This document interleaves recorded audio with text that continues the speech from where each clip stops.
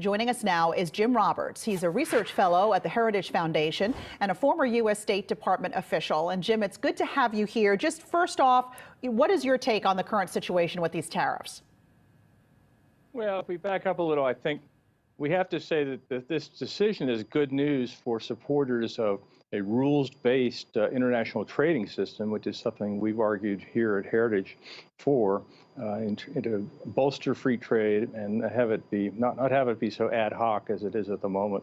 But it's clear that the WTO has affirmed the U.S. contention that these massive EU corporate subsidies hurt Boeing and other competitors, some of their subcontractors, and this is the result of that. And so, I think going forward, you're going to have these tariffs, unfortunately, being levied. But first of all, the EU has to at least commit to stopping these illegal practices, and then in an ideal world, they could go to Airbus, the EU, and reclaim these subsidies and do some kind of reparation payment to Boeing and other competitors in the U.S.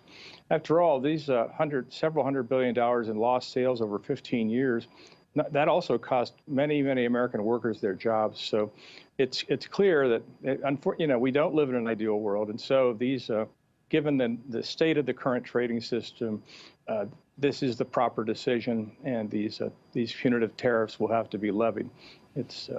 If we lived in a better world, this wouldn't be the case, and also it's going to be unfortunate and bad news for American consumers of those fine European products. Yeah, I want to talk a little bit more about that. Let's see which products, which industries are going to be hit the hardest here, do you think?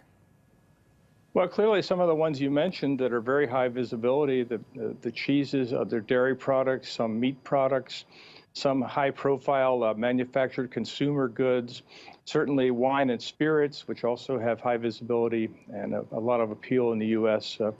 And obviously it's going to hit aircraft, but those are some of the other segments that have been targeted by USTR, the president's trade advisor.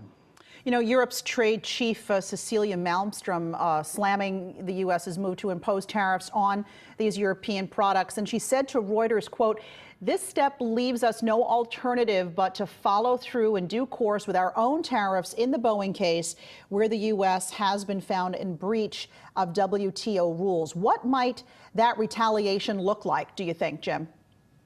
Well, it's another unfortunate case where this time American producers and European consumers will be hit, just as the opposite of this case today. But yes, I don't expect this arbitration award to be quite as historic. I mean, the one today on Boeing was the largest arbitration award in the history of the WTO. Nevertheless, I'm sure they will target high visibility, popular name brand American products that people all over the world like. And you can just imagine some of the famous whiskeys we produce, or other, did the same thing, other meat products, maybe dairy, some other consumer goods that then will just cost more money in Europe, unfortunately.